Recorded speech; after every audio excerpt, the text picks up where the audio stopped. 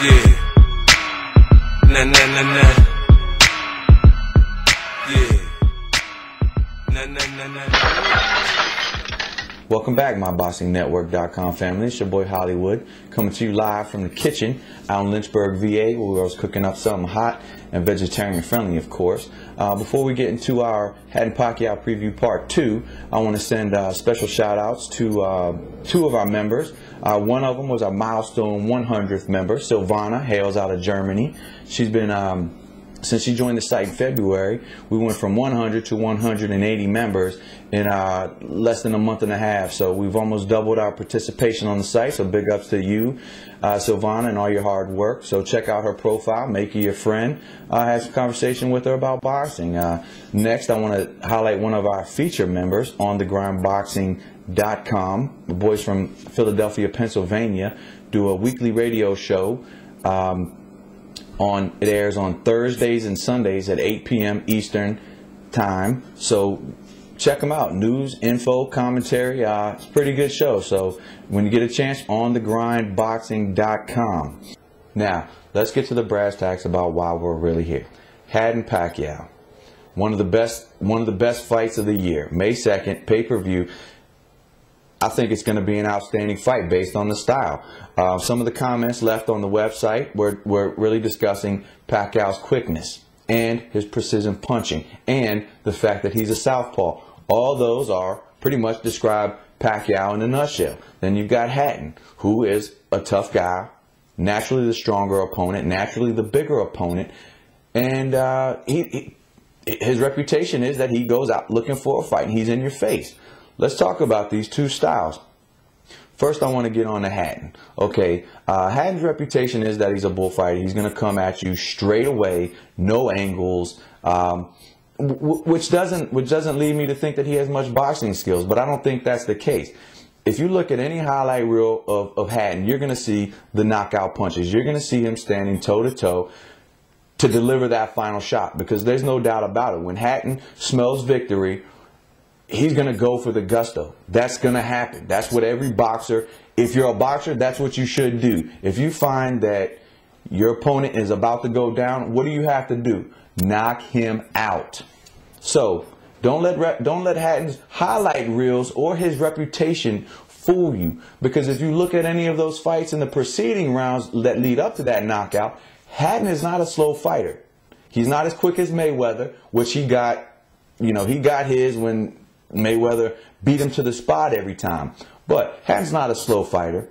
Hatton's not a fighter who doesn't take angles. Hatton's not a fighter who has poor footwork. He's not where he's at if he had all those bad qualities, ladies and gentlemen. Let's face the facts. It's not the way it is. But Hatton's reputation seems to be getting the best of him in all of the highlight reel boxing opinions. Any boxer who faces their opponent is gonna have to step up to the line and knock his opponent out. It's just the way it is. And sometimes you have to take shots. I think Hatton may be a little too eager to get in there and exchange, but I think what Hatton's going to do is he's going to work his way on the inside. He may use a little more jab than he used against Mayweather, which he should, because that's part of Hatton's game that is lacking. He doesn't jab. That's the one part of Hatton's game that is lacking, which is his jab. He doesn't use it as much as he should.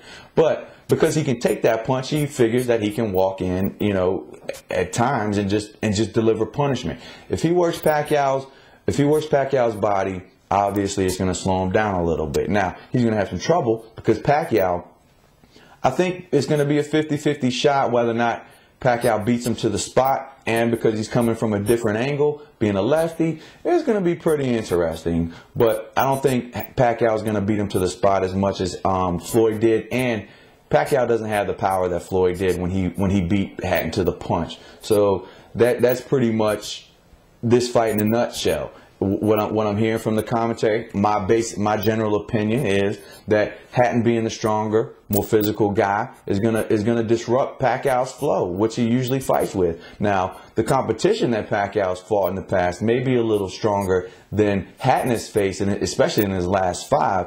But I think Hatton may have learned a little more from that Mayweather fight than most of us believe or want to see. Now, Pacquiao is an emerging star. I mean, he's big time all over the world, obviously, but he's still got some growing to do. And I don't just mean growing as far as his boxing skills, but he's got to learn to take a little more punishment because guys are now coming after him. And Hatton's going to be that guy that tests him. He's going to test him better than De La Hoya because obviously De La Hoya is an old fart and can't really put on the performance that he wants to based on his age and all the fights that he's been through. So Pacquiao's got another thing coming if he thinks that Hatton is slow, or let me take that back. All you viewers out there have another thing coming if you think that Hatton is going to be some dude who just walks right in with his hands down. Hatton is a skilled fighter. He wouldn't be where he's at if he wasn't. So basically the commentary comes down to a couple of things.